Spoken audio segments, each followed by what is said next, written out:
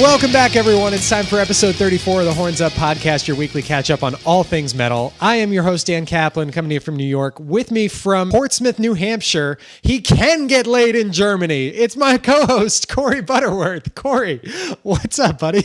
Damn right. It's been so long. It hasn't. It's only been 3 weeks, but it feels like it's been ages since we did this. It's a whole new year since we've done this. It is actually, and that's kind of weird. Welcome to 2015. What have you been up to? How are your holidays? They're good. They're good. I drank a lot and I had fun, and I also went to work most of the time. So I mean, I guess there's that. It was good though. It was good. I can't really complain. I am a little sad to see 2014 go. It was a good year. 2014 wasn't a bad year, I gotta say. 2014 was amazing. More on that later, but 2014 was amazing, and so far 2015 can suck my dick. But overall, not off to the best of starts. Yeah, exactly. But overall, things are good. How's your end? It's good. Went home to Pennsylvania for a week with the family around Christmas time, and then I came back here for New Year's and promptly got sick. Yay! I stayed in and NyQuil'd myself to sleep at about 11:30 p.m. on New Year's Eve. That was fun. I'll have stories of my New Year's Eve later. It's a thing. Is this going to be a horns down? It's Well, we know it's... Is this a horn something? Don't spoil it, but is this a horn something? Yeah, probably. I can't think of a better time to slot it is one of your horns? Yeah, it's a horn. All right. It's a horn. Good. I am excited. Well, we let off your mantra of the week was being able to get laid in Germany, which, of course, is a reference to one of our favorite bands, Rammstein, who have some sort of news this week, do they not? They do. And Rammstein...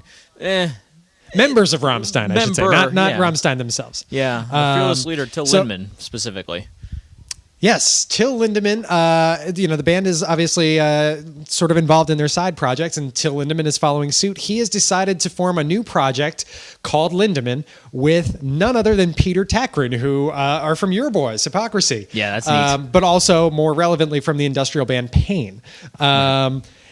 No real details yet, as far as I know, right? It's just the name and the members, right? I'm pretty sure it's just a Facebook page at this point with a picture of Peter and Till, and then the title Lindemann, and that's basically it. I don't care. I'm kind of excited. I mean, obviously Peter has his industrial side from the aforementioned Pain, and Till is, well, Till. So I could see some cohesion here. This could be fun. Yeah. I am just kind of... I don't want to say I'm starving for new music from Peter, because obviously he did End of Disclosure with Hypocrisy last year. I'm starving for new industrial music from Peter. Right. And Rammstein, I mean, shit, it's been, 6 years now? Yeah. It'll be 6 years this year since Liebe ist für alle da. And it's going to be significantly longer, too. As everybody knows, they are on a bit of a hiatus, unfortunately. So hopefully this kind of blends the two and just... at least temporarily satisfies my need for industrial Peter and industrial Till. We'll see. This is going to be fun. I think this is this is a pairing that I would not have. I don't know if I would have expected it, but it's going to be. I think it's going to yield some good stuff. I did too. I'm excited about I this. thought about it originally. I was like, this is kind of weird. I don't know. And the more I thought about it, the more it did sort of make sense. I mean, yes, it's kind of weird because of location differences. And just Hypocrisy being the majority of Peter's career, just I don't know, it was kind of weird. But you put him in the background of any project, it's going to come out pretty well, as far as I'm concerned. So, yeah, reason for optimism. I think so. We shall see on that. And another big news item that actually, now we are recording this, folks, on a Tuesday, January 6th. So the big news today was the Coachella lineup revealed itself, or Coachella revealed its lineup, because, grammar. We don't do that here. We don't really talk about Coachella too much either. Also things we don't do, Coachella and grammar. But I'm going to bring it up because Friday night headliners for both weekends of Coachella are AC/DC. This is sort of out of left field, wouldn't you say? A little bit. I mean, forgive me, I'm not going to be able to speak to this with a ton of information or a ton of knowledge based on what they've done in the past, because frankly, I just don't give a shit. I looked at this lineup, I was like, this AC/DC is probably literally the only band Corey has heard of on here. Actually, that was... Yes. Well, you know Drake. Yeah. You know Aubrey. Regrettably. But I was like, oh yeah, I can see comparisons to. I can't see anything. Never mind. I'm gonna go ahead and close this window now. But seeing the names, I did recognize that I would rather not, like the Drakes of the world and whatnot. I am a little curious to see the fan interaction for some of these acts, because that's just going to be all kinds of hilarity, I would hope. Oh yeah, there are so many. I hate to use this term, but there are so many like pitchfork bands on here. A lot of indie bands because it's Coachella. Yeah, sure. And AC/DC are like the anti-pitchfork. Right. They are like, if there was a single entity that is the antithesis to pitchfork, it has to be AC/DC, right? Maybe Motorhead, but I would think it's AC/DC because the ultimate like not gonna evolve, ain't broke, don't fix it band. I think this is gonna be hysterical, seeing all the AC/DC fans interact with the indie kids. Right. I told you this earlier. I am hoping against hope that one of the classic rockers just ends up punching a Drake fan in the face. I will die happy if there are reports of that, because that will just be the best. Oh, because Drake is from Degrassi. Don't forget this. Don't get it twisted. He can try and act like he has street cred all he wants, but he played a crippled kid on a Canadian teen show. Let's just these are the facts, folks. This is what brought you to where you are today. Now sit down and shut up. I mean, honestly, let's not lose sight of reality here.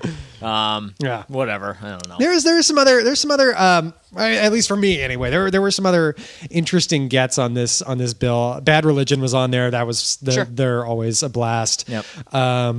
Run the Jewels, who I have fallen in love with. Like they're hip hop, so it's a gap for you, but they are like the most like aggressive, like crazy, immersive hip hop. I think there might be some stuff there that you could, if we got enough beers in you, that you could enjoy. I'm sure there are. I've gone through phases where I'll listen to 3 minutes of a rap song before going on to something else. So who knows? Right. Maybe, who knows what the future will hold?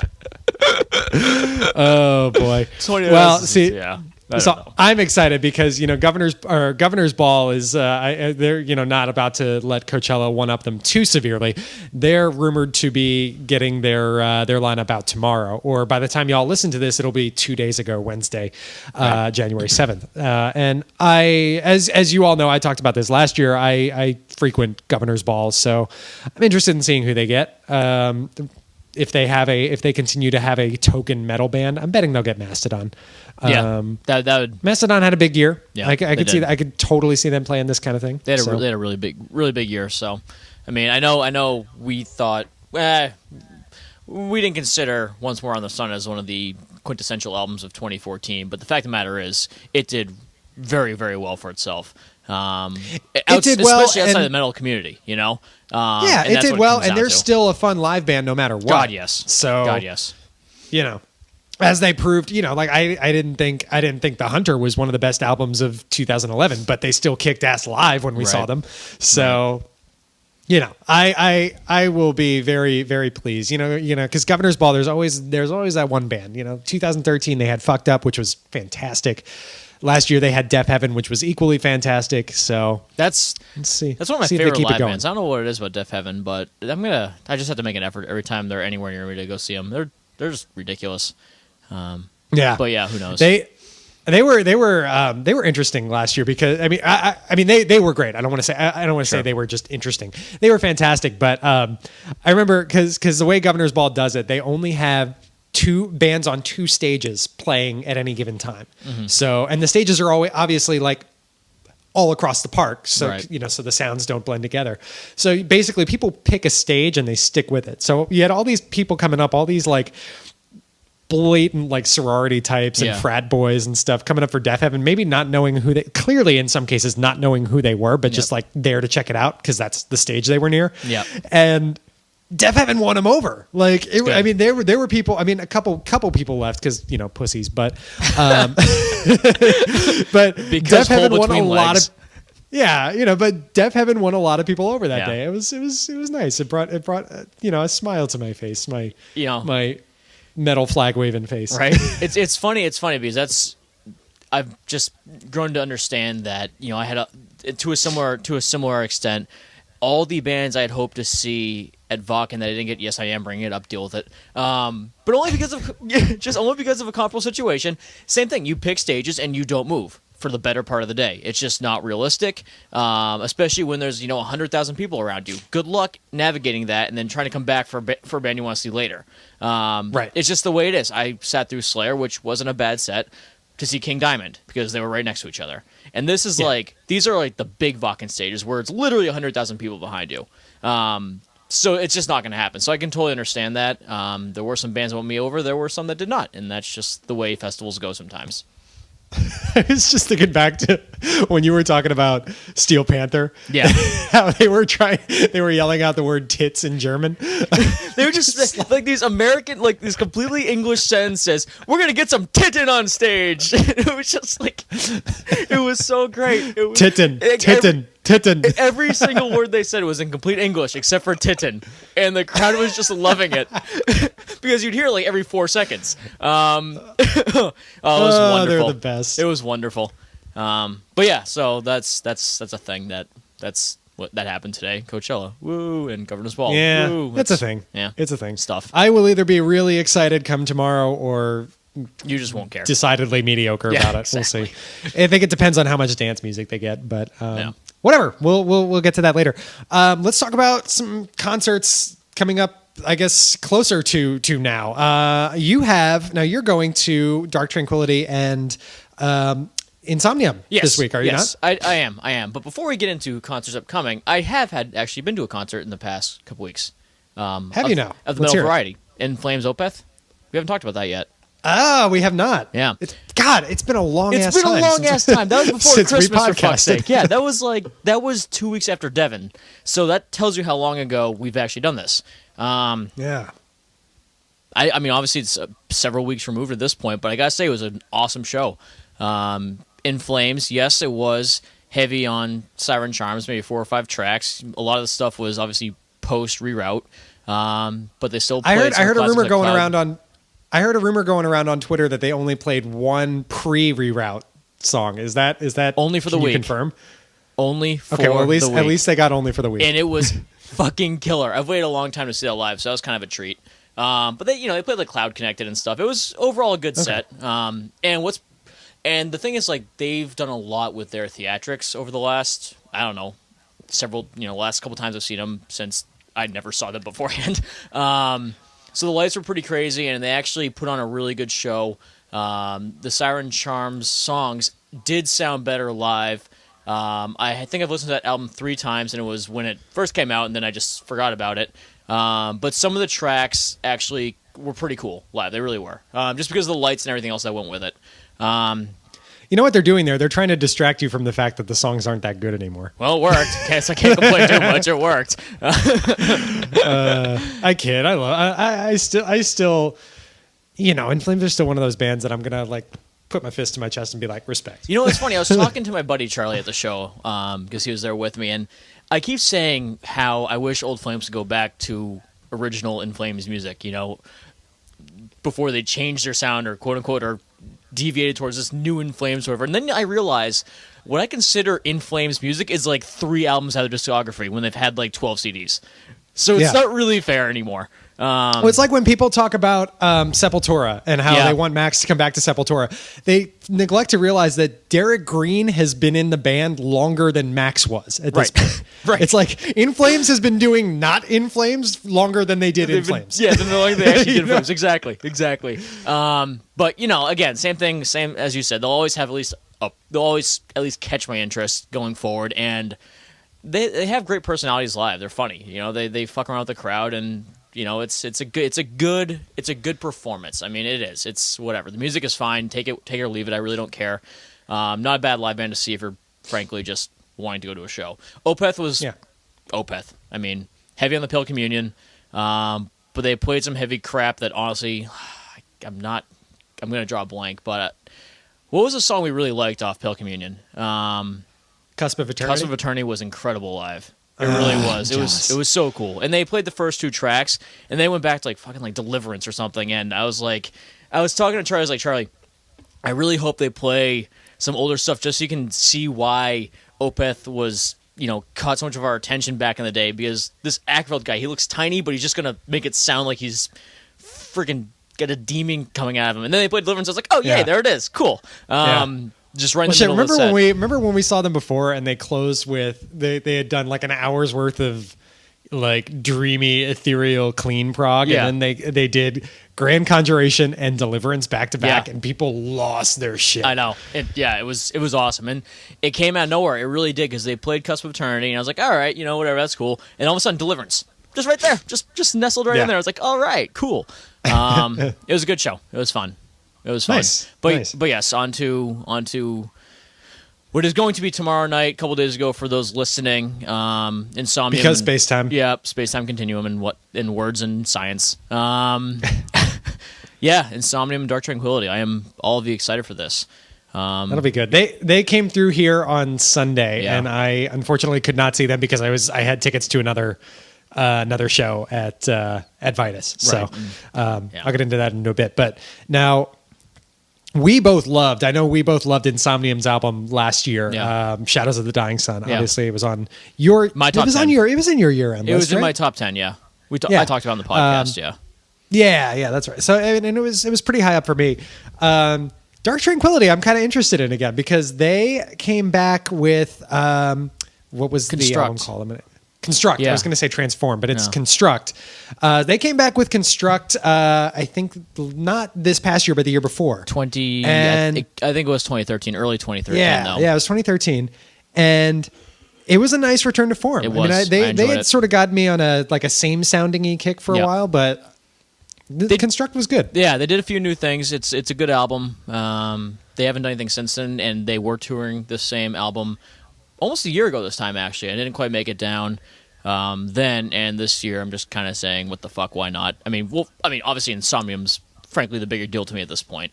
I've backtracked and listened to some of their older albums, and it's going to be fun. I'm excited.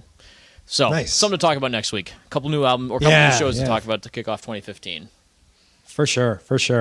I'm going to backtrack a bit. I'm trying to think. So I will also go back to December because that's what we're doing now. I went to this show, and then immediately the next week we went into our year-end mode, and I didn't get a chance to talk about it. I went to see Yob at St. Vitus back in December. That was fantastic. We should make a point to see them at Death Fest when we go in May. Both they and Tombs, I should say. Tombs also opened for Yob at Vitus, and they were fantastic. We're also going to see Yob before Enslaved. We are. That's right. This will be 3 times in a 6-month span, give or take. Yep. Yob were fantastic. They did a lot of stuff from Clearing the Path to Ascend.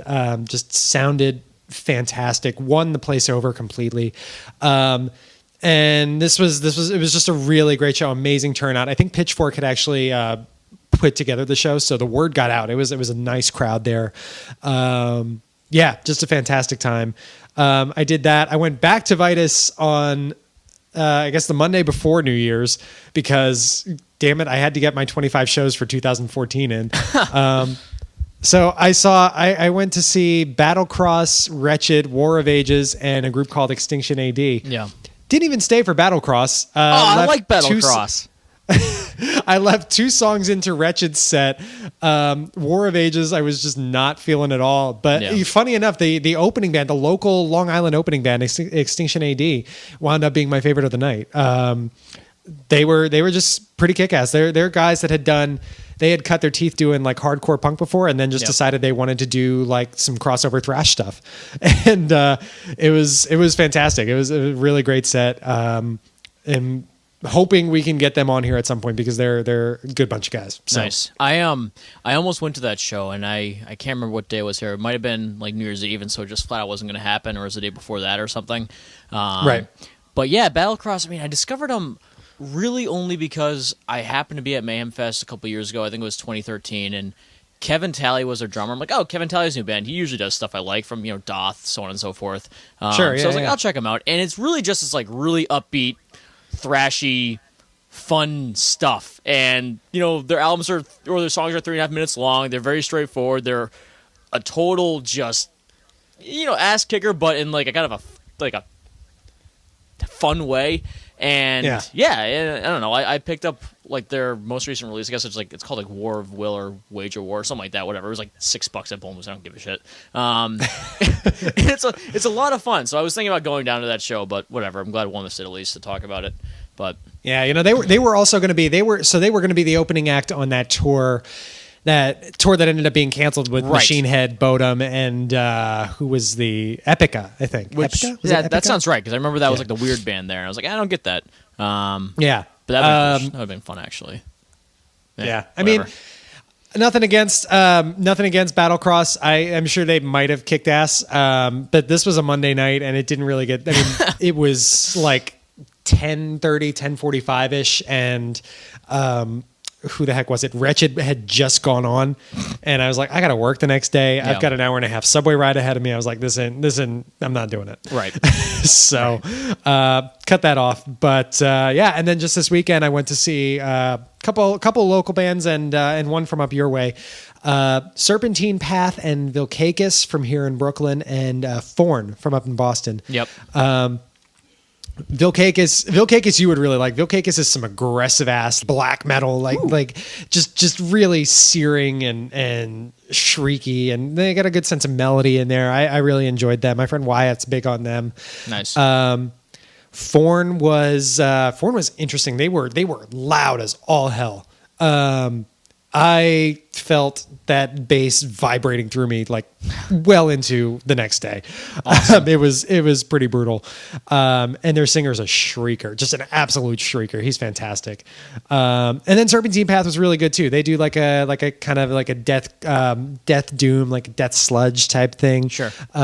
They were fantastic. They actually, they have a guy from, used to be an Electric Wizard, is now in the band. So great times all around. Fun Sunday night at Vitus. And, yeah, I'm free of, well, I got a show coming up on Thursday that I'm going to. It's not metal, so I won't discuss.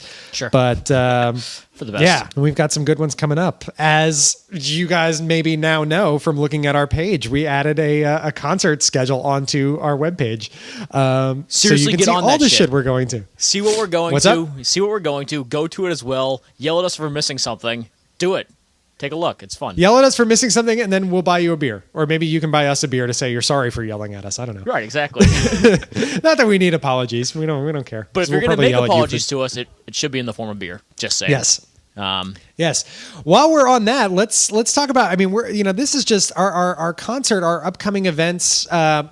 Widget on the page is just one of what we hope to be a number of new things that we're going to be bringing into the Horns Up blog, the Horns Up podcast, the Horns Up brand in 2015. You guys saw my New Year's resolution post late last weekend. We have a lot. We want to build out Horns Up big time in 2015. We had a fun year with it. We both enjoy doing it, and we're going to take some steps to make it a bigger thing this year.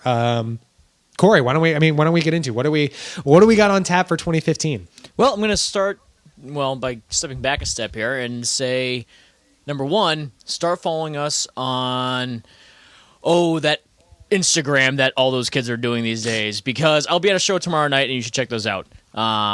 So that's probably Corey is number one. going to be Instagramming like a fiend tomorrow night. We are Instagram.com/Horns Up Podcast, or just at Horns Up Podcast. So now all like those we shows, are on everything. Now those shows we talk about, you can, see pictures of later, I guess. You can live vicariously through our pictures. With no sound or motion. Deal with it. Well, if there's video, Instagram does have video. We could do video. It probably won't sound too good, though. I may refrain from that, to be honest with you, because I've tried that before and I feel like an asshole when I do. It'll be one thing at like outdoor shows like Death Fest where you can like feel pretty safe about not blocking people and stuff. Right. But, yeah. I don't know. But that's gonna be fun. That's gonna be fun for us and for everybody. I don't know. We're gonna probably try to throw some reviews on the blog every so often, right?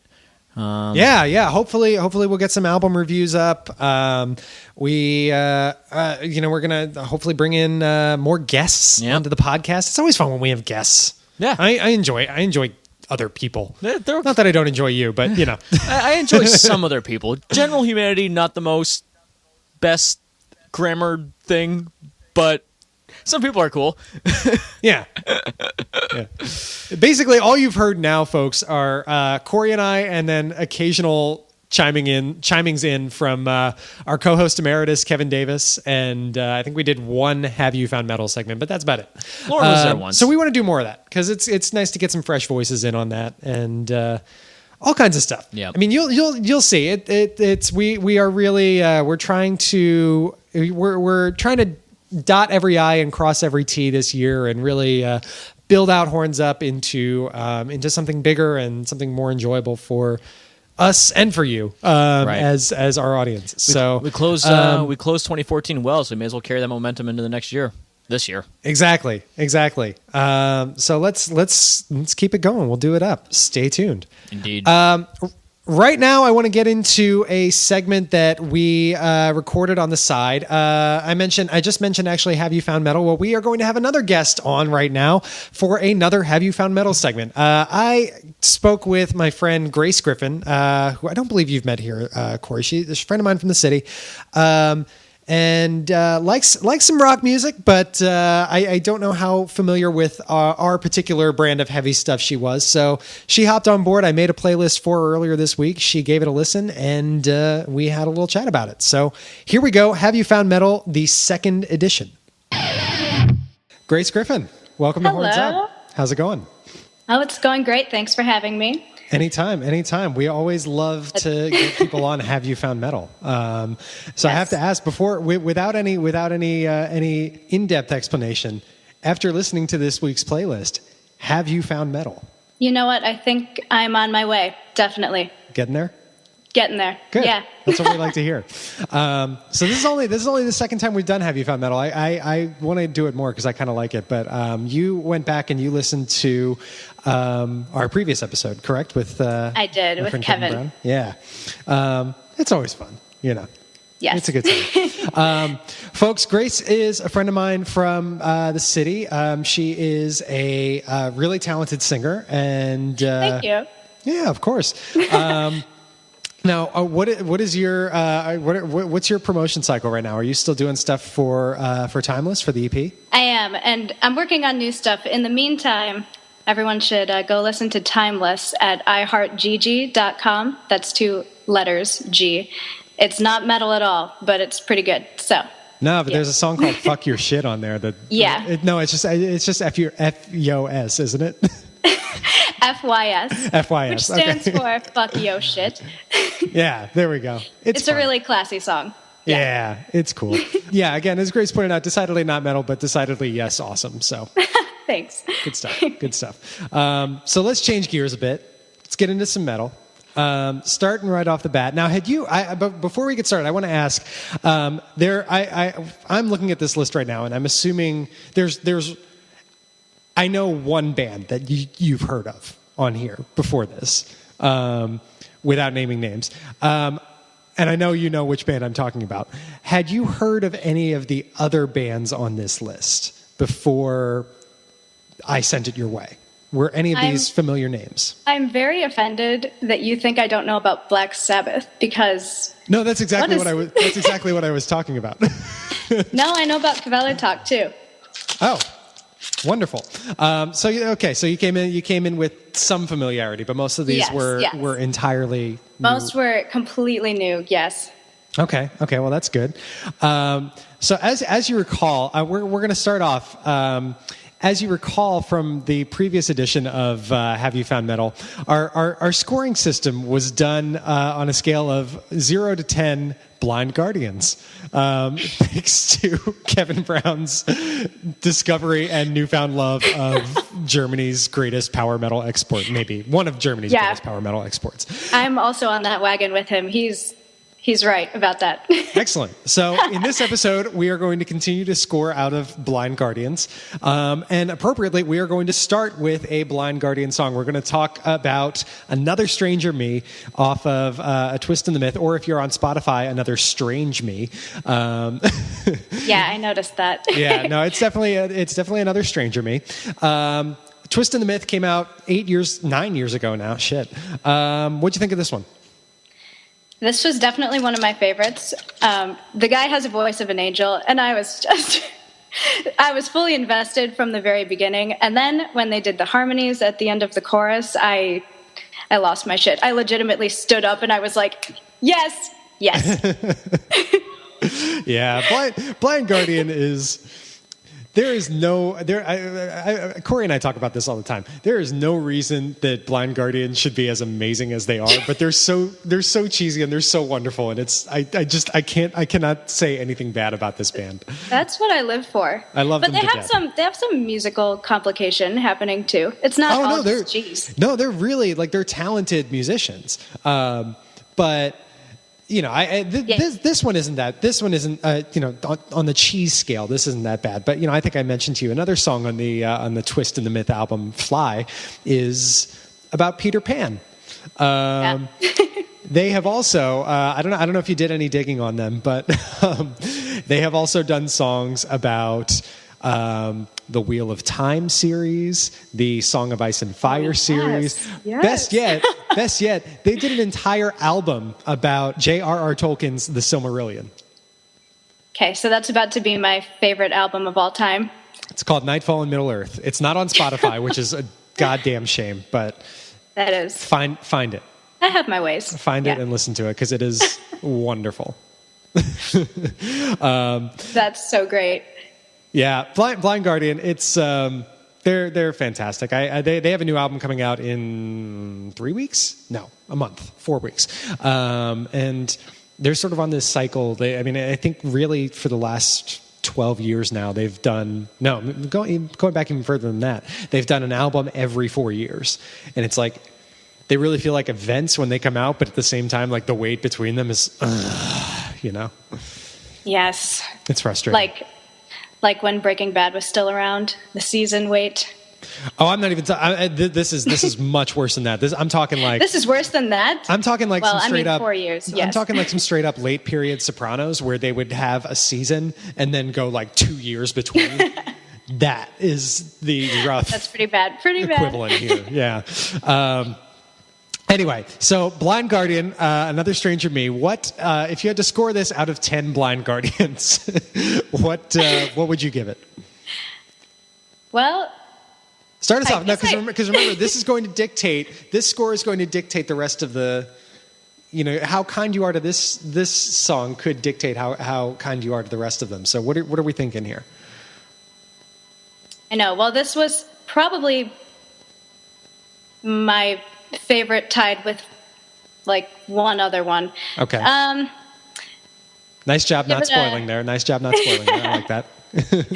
Yeah, I keep the suspense. Yeah. I'm gonna say 9.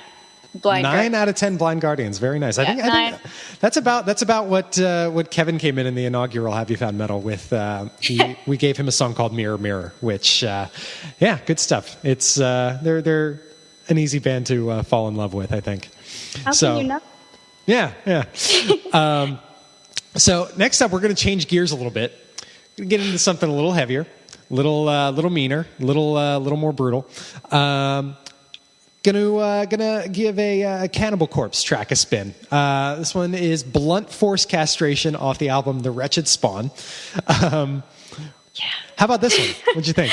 Okay, so first of all, I just have to talk about the album cover, which is a bunch of zombies and what looks like Lucifer helping with the birth of a demon out of like this hot Asian girl. So that was what it started with, and I was just like, okay.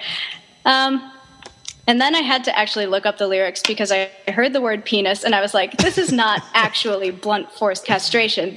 I thought it was a metaphor. So I look up the lyrics. Nope, it's a play-by-play. A play-by-play. She cuts the penis last. I was like, what? Cannibal Corpse. Cannibal Corpse. They dabble in some gore, Yeah. But then I was like, oh yeah, I should like this song because it's a feminist statement or something. So, wasn't all bad. Yeah. Now, were you at all familiar with Cannibal Corpse before this, or? No, but I've heard plenty of other stuff that sounds like them. Okay, so you're familiar with the death metal genre, just not this specifically. Cannibal Corpse. Just to give you a to give you an idea, I'm just gonna run through some other Cannibal Corpse song titles, not the lyrics, because God forbid. Some other Cannibal Corpse song titles from past albums. Let's see. Meat Hook Sodomy is one. Wonderful. What else do we have? Let's see. There's Fucked with a Knife. There's The Bleeding. There's Force-Fed Broken Glass. Stripped, Raped, and Strangled. No. And then my favorite. What, you ready for this? She Was Asking for It.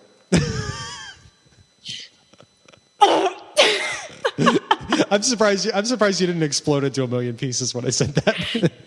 Well, you wanted to, didn't you? my soul just shattered, but on the outside I'm fine. It's just, I'll never be the same. Yeah. Cannibal Corpse is just like they're one of those bands that I don't really listen to all that much of, but I cannot deny the importance of them to the death metal genre. You know, it's like they're and it's you know, it's deliberately ostentatious in its goriness and its ridiculousness. So, well, the lyrics were poetry. Musically, I will say, I was waiting for the guitar solo, and then it came, and it was everything that I wanted. There you go. Yeah, it's quick. So, it's like to the punch. You know. Yeah. Doesn't waste any time. Wished it was longer, but you know. Yeah. Back to the poetic lyrics. Right. So Cannibal Corpse. Blunt force castration. What do you think? Score out of 10 Blind Guardians. What are you thinking here? I give it a 5.2. Okay. What are you, Pitchfork? I am 5.2. Okay. 5.2 Blind Guardians for Cannibal Corpse for blunt force castration. All right, that's fair enough. Well, I just feel 5 is extremely low, and it has some things going for it. So 5.2. Okay, alrighty. So next up, we have one of the bands you've heard of before. We have Black Sabbath. Now, I didn't do everyone's favorite Black Sabbath. I didn't do Ozzy Black Sabbath. I did real Black Sabbath. I did Ronnie James Dio Black Sabbath. We're going to listen to Voodoo for song 3. Off the Mob Rules album from 81. What did you think of this guy? I just have to ask, you prefer Dio? Yes. Absolutely. Okay. Unconditional. Yeah, that's because you love 80s metal. I do. I think the Dio albums are more complete and streamlined than any of the Ozzy stuff. Yeah. Except maybe, actually, that's not fair. The Ozzy era did give us some great albums, but I think, I don't know, I just think the Dio era is better. Someone said, I can't remember who was it. I think it was another blogger that we have come to know over the last few months. Someone said at one point, Ozzy Sabbath is what you get into when you're growing up and you just like the mystery of it and the craziness of metal and you know, like just starting to get into the genre. Oh, that's so true. Dio Sabbath is what you get into when you're grown up and you've started to develop your tastes a little bit more. I'm not going to play that card because I've always loved Dio Sabbath more, but I don't know. I thought that was an interesting angle. I want to say that Dio Sabbath is more accessible for some reason. Yeah, it's not as how do I want to say this? I've always found Dio Sabbath to be like more streamlined. Yeah, definitely. It's Ozzy stuff was really doomy at times, and it could kind of get a little bit plotting and stuff. Whereas Dio's, at least in the heyday of the Dio era, was very polished. So. Yeah, and when I was learning guitar in 7th and 8th grade, the plotting earlier Sabbath stuff was definitely easier to learn. So, all right, fair enough. Now, had you ever heard? Now that we're actually covered that bit, had you ever heard Voodoo before? I had not. Oh, and what'd you think? It was pretty good. Pretty good. That riff is pretty gnarly, isn't it? Fan of the riff, yeah. Oh God, yeah. No, it's a fantastic album. Mob Rules. If you haven't dug into it, I recommend. I always that now. I go back and forth over whether I like Heaven and Hell or the Mob Rules more for the Dio era, but yeah, they're both fantastic. So I think I'll have to give the album a try because I liked the song more than I thought I would. Because, I mean, I'm just coming back to metal thanks to our friendship. Like, my very limited knowledge was in middle school and very early high school. So I was just like, oh no, I'm a purist. Ozzy all the way. So I think it's time. Oh, it's time to grow up, maybe. well then, give Heaven and Hell and Mob Rules a spin. Okay. Dehumanizer's not bad, and the album they did as when they reunited, they called themselves Heaven and Hell. That album wasn't bad either, but these two are like apex, top of the mountain. So, Okay, all right. So Voodoo, score out of 10 Blind Guardians. What do you think? A 7.5. 7.5. All right. I really enjoyed it. Most people that are, that lean towards Ozzy and then are asked to assess Dio, I mean, it can be a tough battle converting them. So I can be objective when need be. All right. Good stuff. Good stuff. So next up, song number 4 on the list. We are going to stay over in the UK, but fast forward about 30 years. We'll talk about the Mancunian band Winterfilleth and their song "A Careworn Heart." Now, what did you think of this? I thought it was gorgeous. I loved it. I really have nothing much to say about it except when I was listening to it, I was just like, yeah, no complaints. This is like melodic yet heavy. I mean, screaming, obviously, and yes, lots of that. No, Winterfilleth is. I mean, they're fantastic. They are just a great young black metal band. I don't know how young they are. They're a great black metal band. This album, The Divination of Antiquity, came out just this past year, 2014. Corey and I both loved the hell out of it, and they do a lot like with their lyrics. They're all about sort of English history and stuff like that, and just weaving in like folk and social history into their subject matter. So it's always like a fascinating listen. And yeah, Careworn Heart. I like because it mixes it up a bit. It starts out kind of slower, and then picks up just into this crazy, this maelstrom. And you don't even know that 8 or 9 minutes have gone by. That's the best. 9.5. In fact, 9:39. This is the longest song on the playlist. So, dude, I had no idea. I was totally lost in it. when I first made this playlist, so without naming names, the song, there's this song, and then the song that ended up coming right after it is about 8 minutes and 15 seconds for the folks listening. And I had initially started the playlist with these two songs. And I was like, wait, no, this isn't going to work. If she doesn't like them, then a combined almost... Grace is going to fall asleep. I was like, a combined almost 18 minutes of crazy metal. Like, this could be bad. So had to ease into it. But yeah, no, I mean, it's Winterfilleth is just, I mean, they're just endlessly captivating band. Yeah, they really are. Yeah. That's another one I'm going to look into. Yeah, well, they are on the Spotify, so all their stuff is on Spotify. So, highly recommend. Careworn Heart, score out of 10 Blind Guardians. What are you thinking? Give it an 8.5. 8.5. Okay, so for those keeping score back home, we have Blind Guardian with 9, Cannibal Corpse with 5.2. Dio That's era, so low compared to the rest. Dio era. Well, I mean, Cannibal Corpse is kind of an acquired taste. That's fair.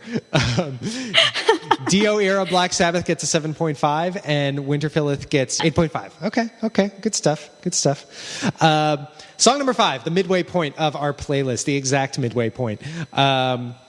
We are going to talk about Enslaved, and specifically the song Death in the Eyes of Dawn off of 2012's Re-Tear, which... For me personally, Re-Tear is one of my favorite metal albums of the last decade, and Death in the Eyes of Dawn is just... I thought that was you crying at first, but then I realized it was just your roommate. No, it's just my roommate singing, being musical theater people. Gotcha.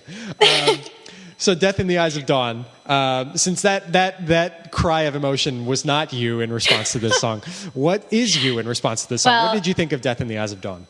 I don't know if you'll like what I have to say about it. Okay. Uh-oh. So We have a discrepancy. Let's hear it. I'm going to give it a compliment sandwich. So I thought that the chorus was good. It was really pretty. Unfortunately, the whole thing just reminded me of Nickelback and like What? that. Okay, you cannot tell me that the opening like chord progression is not a Nickelback song, because it totally is. But it has mellotrons and it has more intricate guitar work. It can have all of that and still remind you. Yeah, okay. I mean, maybe Nickelback has at one point in their like miserable existence played that same chord progression, but it's all in how you dress it up. Okay, it's the song "I'm Alive" by Nickelback. That's the song that it reminded me of. I haven't heard this song. It was a single, like on all the adult alternative radio stations, but like that. I can't believe just you're comparing this to Nickelback. This is just. I know. I need to take a deep breath right now. This is. I'm so sorry. So sorry. All right, continue. Well, yes. So that part just made me feel a little flaccid, but then I wrote down. Flaccid. I wrote down at 4:45 there was the switch up, and everything got 10 times better, and I was invested in the song. And then when it went back to the original like chords and chorus, I could give into it a little bit more because I had heard what other stuff they could do. Okay. I'm still. I'm sorry. No. I mean, this is your take. I'm not gonna influence or like mansplain or anything. But what if you had to give it a score? What would you say? I give it a 6.8. Okay, 6.8, not bad. I'll take it. Your soul is shattering now. No, I was still a little thrown off by the pitchfork, the pitchfork score. I don't know, 6.8 isn't bad. That all things considered, I'll take a 6.8. For me, it would be more like, I mean, I would probably give this closer to a 9.2 if we're doing it in that scoring system. But no, I love Enslaved. They started out. They were more of a traditional, like harsher sounding kind of black metal band, and they've just sort of become kind of genre bending as they've gone along. More progressive with their sound. I can't. I love this song. I love this album. I just can't. Yeah. I'm like white girl status right now. Totally. Yeah. So, okay. Enslaved, Death in the Eyes of Dawn gets a 6.8. Now, our next song on the list changes it up a little bit. It's shorter. It's simpler. It's more brutal. We're going to talk about the song Ghost of Teeth and Hair from Cretin, from their very recent album, like less than a month old, I think, album, Stranger. Now, what'd you think of this one? I did like it. I liked the drums. I thought the drums were excellent. Hardcore drums. Something I can definitely get into. For me, the guitar solo was not long enough. It was like 2 seconds long. And I generally felt not as turned as I think they wanted me to feel while listening to this song. You know? Things I did not expect to creep into this segment. Nickelback and the phrase "turnt." Turn up. Well, oh boy! You can't bring an R&B singer onto the podcast and not expect "turnt" to come up. I guess this is true. This is true. Now, Cretin is Yeah, this was. I don't know if you followed our year end shenanigans. This ended up being my number 2 album of the year. Cretin. I mean, like, I'm not normally a grindcore fan, but this album just won me over completely. I fell in love with it. The singer, by the way, fun fact: the singer is actually a woman. Yes. Did you know that? Yes, I didn't know that, and that might change my mind a little bit. How demonic does she sound on this? Like, this is amazing. Like, She needs to be exercised for sure, but not until they do a couple more albums, probably. Yeah, she was fantastic. She's like just a workhorse throughout this thing. The guitar player they actually brought in, this woman named, I believe, Elizabeth Shaw. Used to play in an Iron Maiden tribute band, an all-female Iron Maiden tribute band called the Iron Maidens. I think she has a couple of her own projects as well, like original projects. But it was interesting seeing her brought into this kind of setting, because grindcore songs are typically like short, fast, like really punchy. You get like little shred moments like that, and then it goes away. You know what I mean? Yeah. And just for a shredder like her to be brought into this scene, I think it worked out well in the context of like the rest of the album, but it wouldn't have been something I would have picked beforehand. You know what I mean? Yeah, I mean, the guitar was very one note.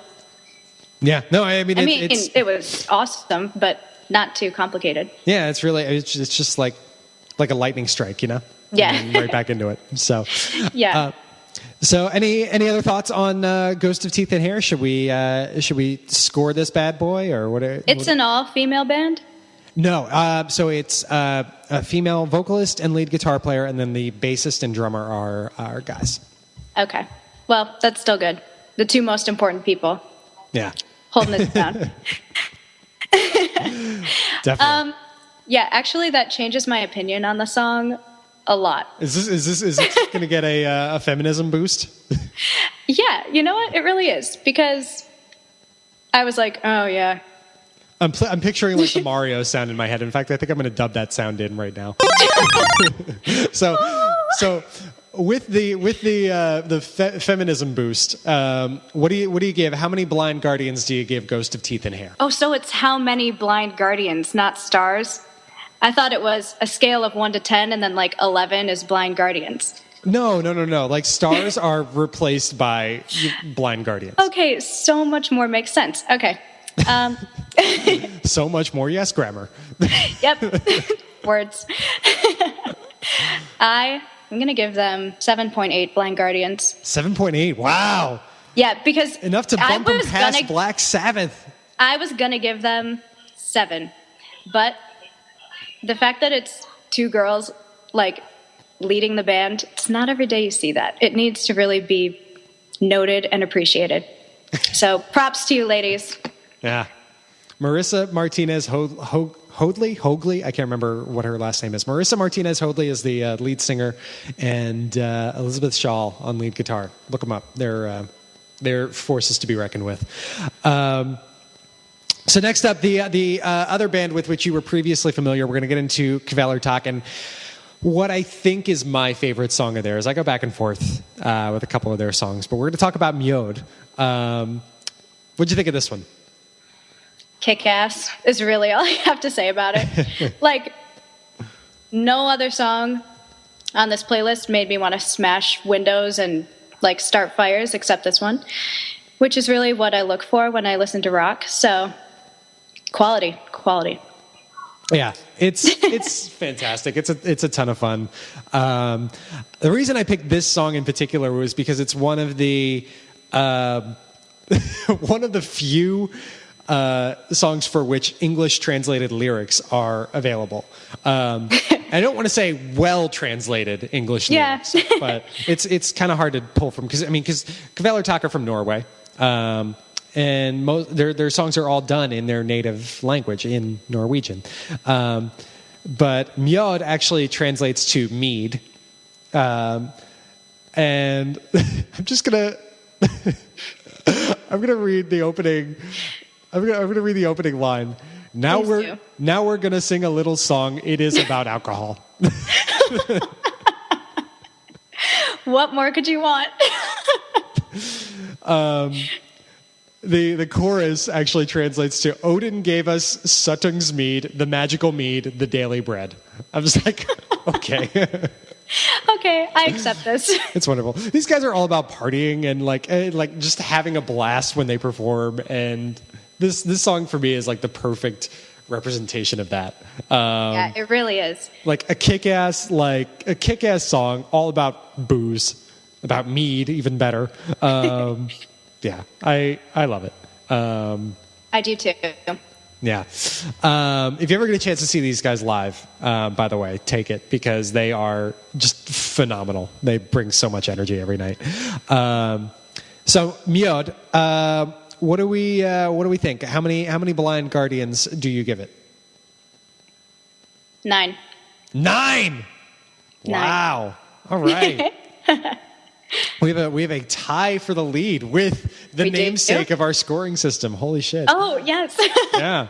All right. Kvelertak Mjod, off the self-titled album, gets 9 out of 10 Blind Guardians.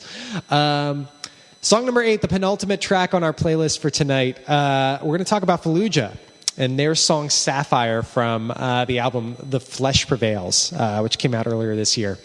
What'd you think of this one? This was my favorite song on the playlist. Really? Yes. Wow. Like, interesting. Let's hear more about it. well, I was just hypnotized by it. It was so pretty. And it, like, same thing as Careworn Heart, where you have like gorgeous instrumentals paired with like hardcore vocals. It's just awesome. Yeah. Yeah. The echoing clean lines in the intro on this song just Yes. really, oh my God. Yeah, this album was really, Corey and I were talking about this over the summer. If we were judging for the music and the composition alone, this album would have been one of my favorites of the year. When I listened to it, it was, I mean, and it's hard to tell from just this one song, but the mix of the album is very odd. Well, I noticed there are a lot of layers, and there was something slightly off about it. Yeah, you know, when you listen to the whole thing, it's like there are there are parts that should be quieter and parts that should be louder, and you don't really get that. There's no sense of dynamics. It's just like Yeah. the entire time. And I mean, like I said, the music is great, and I think they played the hell out of it. But it definitely lost points on my score system, just for how kind of jarring it was and how brutal and consistent it was. You know. Well, I personally was taken away. Alrighty. Well, Yes. so Sapphire, what do you think? If this is your favorite song, how many Blind Guardians are we going to give it? Well, what was my highest score before? Previous high is 9 with Kvelertak Oh, okay. and Blind Guardian. No, I really think this one deserves a 9.5. 9.5. All right. Yeah. Good stuff for the technical death metal band Fallujah. Yeah. And finally, we're going to wrap up with one that was off. I'm going to get some flack for this, but I don't really care. This was one of my favorite albums from a couple years back now. Soilwork off the Living Infinite album, a double album. We're going to go with the Living Infinite 1 to close it out. Now, what did you think of this one? I thought the beginning guitar was gorgeous, and then it was very, to me, reminiscent of the things that I listened to in middle school. So, like, hardcore, kind of, is what I got out of that. Okay. It was good. It was unmemorable for me. Unmemorable. Yeah. Is that Okay. even a word? Yeah. Yeah. Well, It is if I say it is. It's my show. yeah. So. Okay, great. All right. So I don't know. I mean, I would respectfully disagree. I enjoyed this song. I mean, Soilwork was they're out of Sweden, melodic death metal. They were sort of for a while they were just sort of like going through the motions. They were like really 3 or 4 albums in a row that were just very mediocre, and then they dropped this thing last year, Living Infinite, and it was a double album. And for me, like listening to this album, there is not, as I hear it, there's not a single song of filler on that whole thing. It's like 20, 21 maybe, just 21 really just consistently awesome songs. And the Living Infinite, I think, is my favorite because I love the chorus. I love just the performance throughout. It's always been high on my list. So. Well, I did not say it's bad. I wasn't saying that. I don't think it's unmemorable myself. I also don't think you thought it was bad. So. Okay. It's also coming after the song that I was like, holy mother of God. So, yeah, you know, enough. Yeah. Okay. So score out of 10 Blind Guardians. What are we thinking for soil work? I give it an 8. Unmemorable. Unmemorable. 8 out of 10.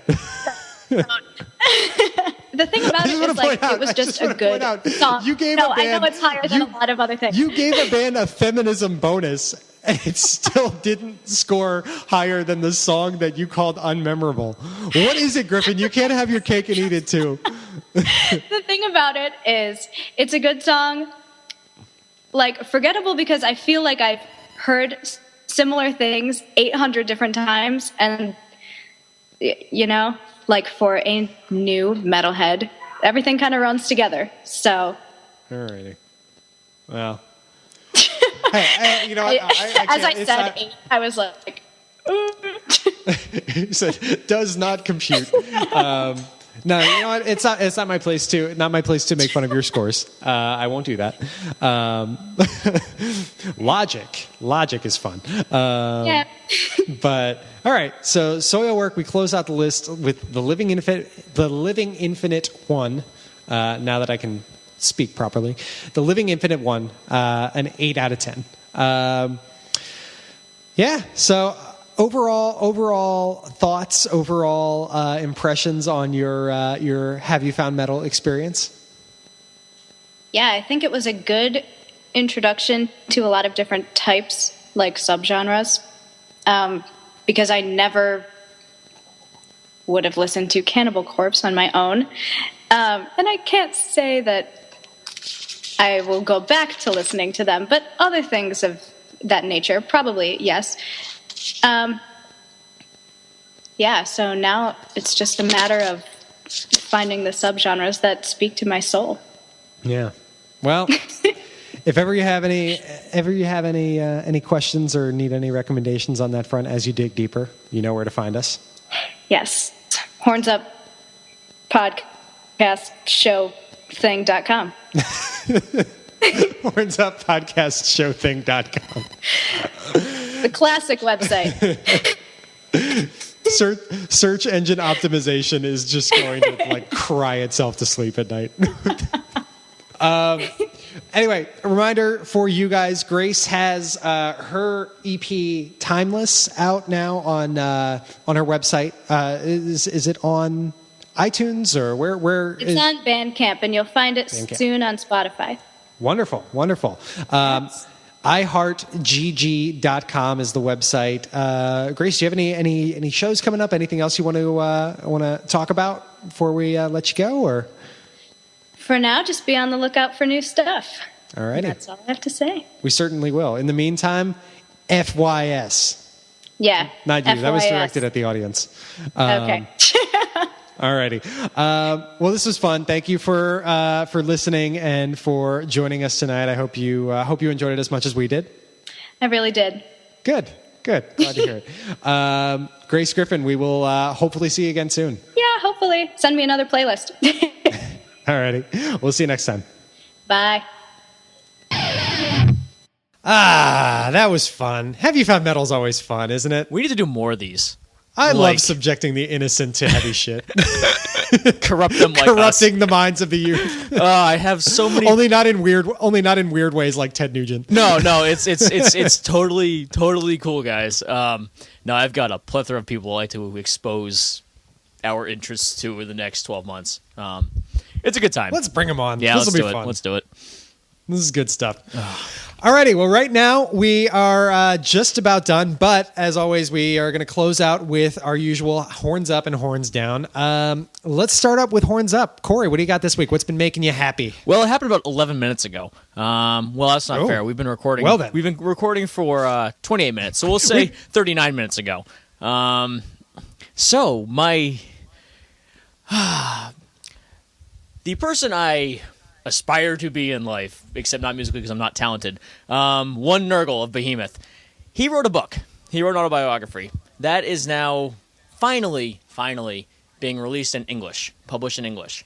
It was announced today on their web store, and obviously I found out through various forms of social media that you can pre-order the copies. Well, today being Tuesday. As soon as I saw that, within 3 minutes of seeing that post, I had one all set, ready to be shipped come mid-March. Come mid-March. So he won't have them available on the tour. No, see, I think there's a chance that they may just have some just cause. It's still pre the release date, so you never know. Like sometimes bands will do that with like CDs and crap. But I need to make sure my bases are covered here. I can't rely on that. And what's really super cool is that this copy's gonna be signed. Not that I haven't met or gotten his signature before, but it's still cool to me. Suck my dick. The more signed Nurgle things you have, the more value you have as a person. It's sad the things that I need to be relevant. No, that was pretty cool. I've been meaning to read that for some time. So I get to read it soon. But you couldn't because not Polish. I'm not going to learn Polish. It's not in my future. Now I don't have to. I just have to wait another 3 months. What if there emerges in the next 5 years a really big, ultimate, awesome metal festival in Poland that grows to rival Wacken? If you decide you want to go to it, are you going to learn Polish? Or are you going to be like, nah, fuck it. Did I learn German? No, I learned about 4 sentences and then you gave wanted up. to though. You at least thought about learning German. Yeah. That's half the battle. Yeah, I spent $300 on pretending to learn German too, and I just didn't do it. So I mean, there you go. The thing is, that $300 step would not happen for Polish. I'd just be like, you know what? I'm just going to use my American ignorance and get through this. Maybe I'll pretend to be Canadian once or twice, where they won't hate me as much. But that was really cool. That's got to be my significant horns up for the day. But I want to mention that I also had some pretty good luck at Bulmus lately. I managed to find actually Panopticon's Roads to the North. Just there. Just this one dude's Kentucky black metal project, just right there. That was kind of nice. Yeah, I don't know. I mean, saying bye to 2014, and good stuff has happened at the end of the year. I can't complain. There you go. Yeah. Let's just get 2015. Yeah, right. The year 215. Let's just get 2015 off on a little bit of a better path, and we'll be golden. Right. Oh, I won a Fantasy Football League too. That was nice. Nice. Yeah. Nice. No money, Not but I bad. get a trophy, which is fucking worthless to me, but that's okay. Yeah. So, I don't know. 3 weeks and I came up with a book, a CD, and a Fantasy Football League. God help me. That's my horns up after almost a month. Who was I talking to? I was talking to my buddy Ben today. He was telling us in our league, our fantasy league Facebook thread. Yeah. A guy he works with is in a fantasy league, and their Sacco prize, their last, or not really prize, I guess, but their Sacco punishment. Yeah. For the last place finisher. Each year he has to subscribe to Brazzers, to the porno site, for a 1 year subscription. Give the password to everyone else in the league, and then everyone else in the league changes the password so that they all have access and he does not. That's incredible. That is thinking right there. We like our Sacco punishment is like, oh, we name your team next year. Right. That's actually really, really fucking clever. Yeah, I like that. I enjoyed that. I also like how the league's mind goes immediately straight to, Porn. Let's bring porn to this in some capacity. Yeah, right. Fucking brazzers. Porn and football. What more do you need? Porn, football, and beer. American. I don't know. But that's kind of cool. I know a friend of mine's in a tattoo league. And a tattoo league? Yeah. And the rule is... Oh, I'm nervous right now. Yeah, it's not good. He didn't lose, so he's fine. I don't know what the loser got stuck with. Probably hasn't even had it done yet. We're still in the middle of the playoffs. No bigger than... I think it's a 3x3 square. It can be filled with whatever you want, but no profanity and no, basically nudity. So it has to be safe for work kind of thing. Sure. And then the loser actually gets to pick where it goes.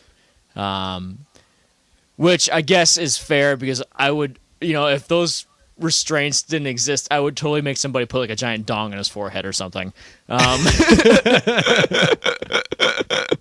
Oh God, that's commitment right there. I don't care enough about football to. No. I've auto-drafted every league for the last 4 years. I've auto-drafted every freaking league for the last 4 years. That just tells you how little I give a shit. I'll do the bare minimum to make sure I'm at least starting all my players, and then leave it up to fate at that point. So I don't know. God. Bold move. Oh boy. Well, my horn's up for the week. Because of space time, I can't talk about Governor's Ball. I imagine it's going to be good, but I don't know if it's going to be a horns up or a horns down. So I can't do that. I am instead going to talk about sport things. I'm going to talk about the one of the highlights of my beloved Chicago Bulls basketball team so far this year, a resurgent Pau Gasol, who at 34 is just destroying lives right now. Yeah. Pau Gasol obviously was a mainstay on the Grizzlies and the Lakers for many years, had sort of had a bit of a falling out with the Lakers after they were kind of actively trying to trade him for the last several years. Right. And he wasn't playing well, and it was clear he just needed a change of scenery. We brought him in, we being the Bulls. We brought him in after losing out on Carmelo Anthony, which we were all kind of upset about over the summer. I remember thinking ugh, Pau. Right. What the hell are we going to do with Pau? But the dude has been a revelation so far. I mean, he's got, I don't know how many double-doubles, probably close to 10 double-doubles by now. Has just been an absolute force down at the power forward spot. The whole team has been fantastic. We've relearned how to play offense, which is wonderful. It's been fun to watch. The dude is 34 years old, and he's just breathed new life into his career. It was a fantastic move. I will admit fully right here that I did not expect this at all. I was kind of lambasting the move when they made it, but I will eat my words. He's been fantastic so far, and the Bulls team has been fantastic so far. So, sports, but. Yeah, sports. Anyway, we are diverging way too far into sport land. Right. Let's bring it back. Let's keep it metal here. Horns down, or keep it maybe metal here.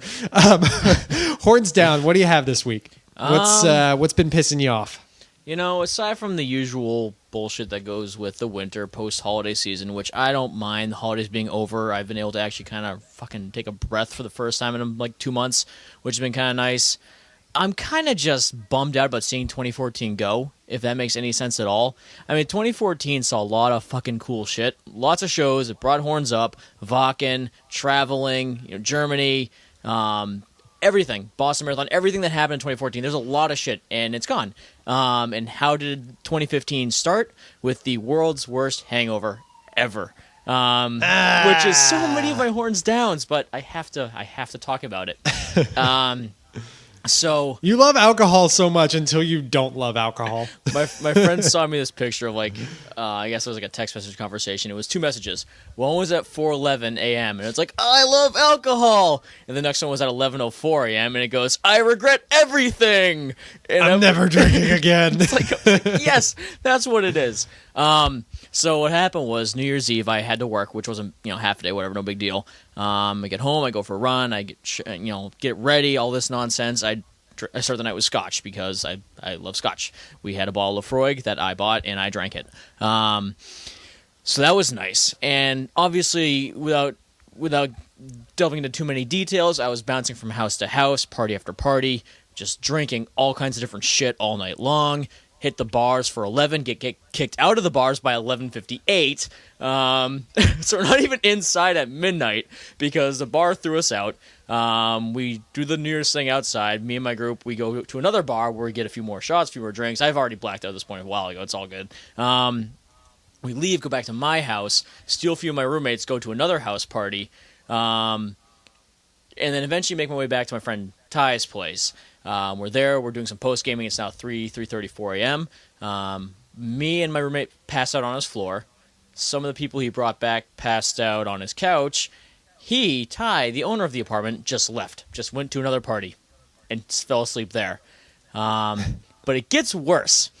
I wake up at 5:30, go home, take a nap till about 9:30, wake up, drink a beer, go back to Ty's, make mimosas. We all go to brunch at Riraz, get some Bloody Marys and some food, go to the brewery for the next 6 hours and watch sports, because it was the college games on and stuff like that. So we're slugging beers, we're watching sports. Next thing you know, it's 6 p.m. We've been drinking since 9:30. We go to another bar, and then it's nighttime again. And eventually I get home at like midnight, and I woke up the next day for work realizing I had consumed more in the last 36 hours than I had ever consumed in a 36-hour span in my entire life. It was that bad. It was awful. It was horrendous, and that was January 1st, 2015. And then of course, that's a Friday. Or I guess it was January 2nd because I was drinking all day on the 1st. Yeah, it was the second. I was drinking all day on the 1st, and of course the 2nd's a Friday. So then Friday and Saturday, the whole process repeats itself. Oh, jeez. And then I survived, and that's pretty much that. So live to tell the tale, barely. Yeah. So that was my New Year's 4-day, 5-day extravaganza. Goodbye 2014. I think I said goodbye to you in an appropriate manner in 2015. Don't kill me. You might. Get better, 2015, please. I understand I'm in full control of this, but no. Yeah. Yeah. You almost had the same New Year's. Yeah, I was sick on New Year's, which whatever. I was pissed about it at the time, but ultimately I realized New Year's 2013 I got thrown up on. Yeah, it's bad. New Year's 2014 I threw up. I was like, it's probably for the best that I took a break on New Year's this year. Yeah, that I had NyQuil'd myself to sleep for by 11:30. That was probably for the best. That's fair. I hadn't done much the year before New Year's, and frankly, New Year's has never really been a holiday that I've ever given a shit about. It's just a night off where I don't have to go to work the next day, and everybody's partying, which is something I will always participate in. And that's pretty much it. No New Year's resolutions. I don't need a number on the calendar to change something because then you'd be doing life wrong. Yeah, I don't know. Nice. It just is. It's time off from work and a lot of parties. That's fine. Yeah. Well, my horn's down for the week. Have you heard about a Facebook group called Photo Doggies for Anthony by chance? Of course I have. Yes. Yeah. In case anyone out there isn't familiar, this is a really cool thing. It's started out in Arizona. A woman made a Facebook group for her good friend's son who is in the hospital for being treated for leukemia. And obviously that's a brutal experience, and right. the group was started, hoping to bring some joy into this kid's life during a difficult time. It has blown up. I'm looking at the event page right now. There are 1.1 million attendees, and people are just posting pictures of their dogs, like trying to make this kid Anthony smile. And it's wonderful, and it's a really cool thing. If you're not a part of it, it's an open event. Join it. Post pictures of your animals. It's really cool. It's one of the things when I don't hate the internet. However, it did fall victim to one of the things where I do hate the internet, and when I wish I could just reach into the internet and squeeze its fucking heart out. There was this one asshole whose name I won't repeat because he's a worthless sack of shit. One asshole came in and posted a picture saying, "Hi, this is Jojo from Vietnam. He's going to make some delicious jerky later on." Jesus. And posted a picture of a dog being roasted on a spit. You gotta be kidding me. There aren't words. There aren't words. This individual is just, pardon my French, a fucking pathetic human being. Yeah. That's all I'll say. That was enough. That was enough to really just like ruin my day. I came across that yesterday as well. Also, reasons why Monday, January 5th was like the worst day in human history for me. Worst day ever of 2015. Yeah. Worst day ever of 2015. Oh my God. It's shit like that really makes me hate the internet. You know, the thing is, like, no matter how... Why do you have to do that? Why do you have to do that? Just why? Just because humanity sucks. I mean, it's just the fact of the matter. That's one of those things where no matter how good a day is going, how much you're getting done, how positive everybody's being, that type of thing, if I were to come across it, I would probably just lock myself in my room for the rest of the day and cut myself off from society.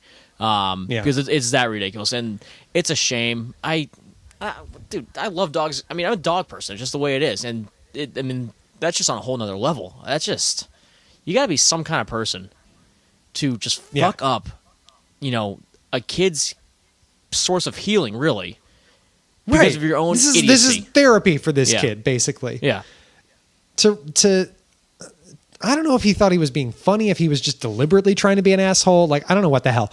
But fuck this kid so hard. Be some kind the of kid person that posted the barbecue dog, not the kid with cancer. No, he's cool. Anthony, I hope you get better. Hang in there. Yeah. Dude. You gotta be some kind of person, though. You really do. Yeah. Credit to the rest of the members in the group. I think yesterday when I came across it already had like 5,000 comments saying, how can you fucking do this? The dude had been reported, I'm assuming, by literally everyone else in the group. So he's probably not going to be doing too much more posting in this thing. But, oh my God, that just really that just ruined my day, Yeah. And I mean, it would. I don't know. That sucks. Yeah. I don't know. Deep breath. January 5th is over. We're moving on. We're moving on to bigger and better things. 2015 is going to get better, right? As we're saying this, we hope. As we're saying this, January 5th was over about 22 hours ago, and it's still that bad. So I mean, it's still perspective, lingering. everyone. Yeah. God, I don't know. Anyway, that will wrap us up for episode 34. This is our first episode of the new year, and it's good to be back. I think I missed this over the last couple of weeks. Yeah, we just spent 46 plus minutes just talking about stuff, which is and that's great. just us. Yeah, that's just us. We're not even talking about albums or anything here. This is just like a hey, welcome back to us episode. This is free jazz horns up. Right. Oh, God. Anyway, a reminder, visit the Horns Up blog for all of our daily content, www.hornsupmetalshow.com. Like us on Facebook, Twitter, and Instagram. We are facebook.com/hornsuppodcast, Twitter and Instagram @hornsuppodcast. Subscribe to the podcast on iTunes, on Stitcher, on Podbean, you name it. We post them on YouTube too, as you guys, I'm sure, know by now. But yeah, tell all your friends. 2015, as I mentioned before, 2015, we're hoping it's going to be a big year for us. We're going to do everything we can to make it happen, and we hope you will share it out. Make us a big, happy, goofy Horns Up family in 2015. So, for Corey Butterworth, I am your host, Dan Kaplan. This has been episode 34 of the Horns Up podcast. Thank you, as always, for stopping by, and remember, live, love, plow, horns up. We'll see you next week.